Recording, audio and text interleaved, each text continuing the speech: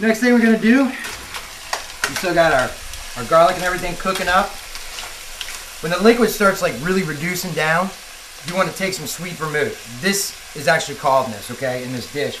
You can use like red wines, whatever else that you want to use.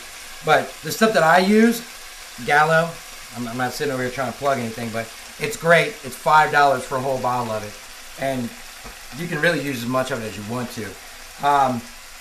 It's not something that I want to drink, but it works so well with the mussels. Your bacon is going to start sitting on the bottom of this. You've got to keep on stirring it. Make sure you get up all that stuff. And when you deglaze it down, what we're about to do, it's going to loosen up like a lot of that garlic and bacon like sedative on the bottom of the skillet, you know?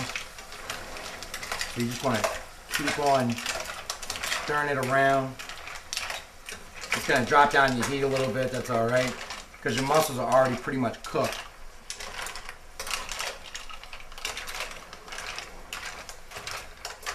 Sweet vermouth is great. There's sweet vermouth, there's like a dry vermouth.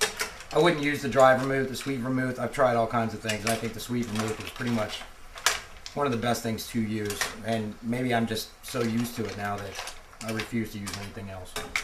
But, like I said, it's at your discretion. Try it with this first. If you don't like it, try it with something else. But I'm pretty sure you'll like it.